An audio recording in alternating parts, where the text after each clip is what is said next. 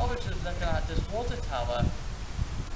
It reminded me of the time when Thomas actually got some fishes in this boiler. Actually, what? Do you want me to tell you a story? Anyway, well, Thomas Go Fishing. Thomas's branch line had a station by the river. As he wandered over the bridge, he would see people fishing. Sometimes they stood quietly by the line. Sometimes they would jerk fish out of the water. Thomas often wanted to stay and watch, but his driver said no. What would the factory driver would say if he was late? Thomas thought it would be lovely to stop by the river. I should like to go fishing, he said to himself longingly. Every time he met the engine, he would say, I want to go fishing. They all answer, engines do not go fishing. Silly stick in the mud, he would snort impatiently. Thomas generally had to take water at the station by the river. One day he stopped as usual, and the fireman put a pipe from the water tower to his tank.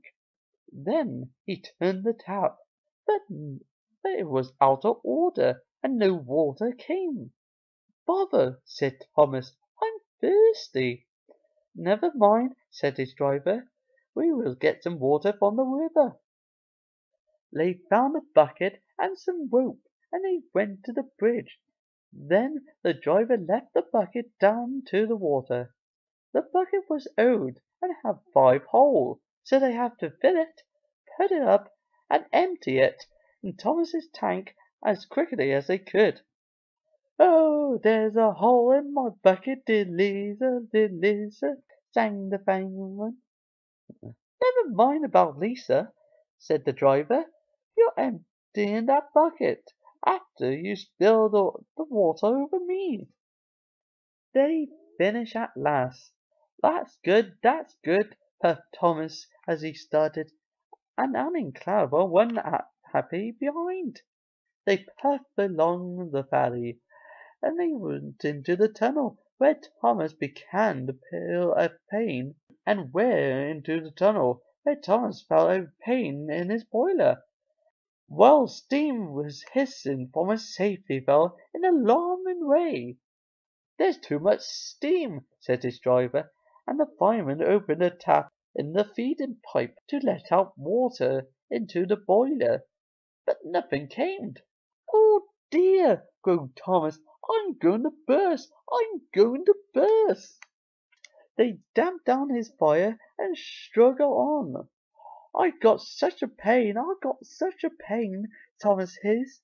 Just outside the last station, they stopped, uncoupled Danny Clavel, and ran Thomas, who was still fit to burst, onto a siding right out of the way.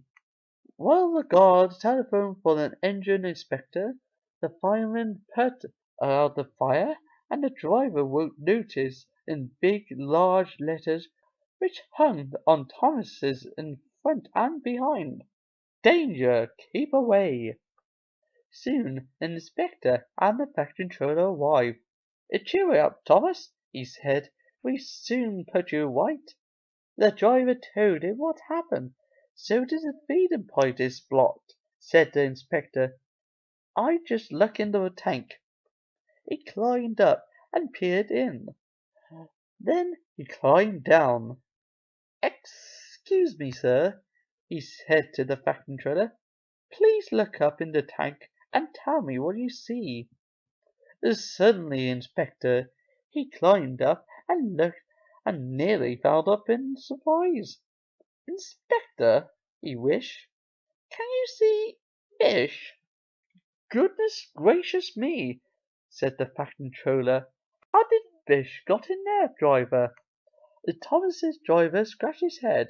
We must fish them out from the river, and he told him about the bucket. The factory controller laughed. Well, Thomas, so you and your driver have been fishing, but fish don't suit you, and we must get them out. So the driver and the fireman fetched rod and a net, and they took turns at fishing in Thomas's tank, while the fire controller told them how to do it. When they caught all the fish, the station master gave them potatoes. The driver boiled a fishing pan, while the fireman made a fire beside the line and did the cooking. Then they all have a lovely picnic, surprising from fish and chips. That was good, said the fat controller as he finished his share.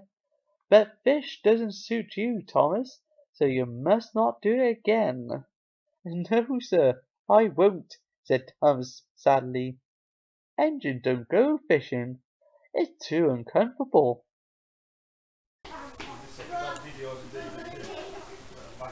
So yes, boys and girls, that's how a fish ended up in Thomas's boiler. I better check this water tower now, just in case any fish is in there. See you everyone, and see you on Thomas Day. Goodbye.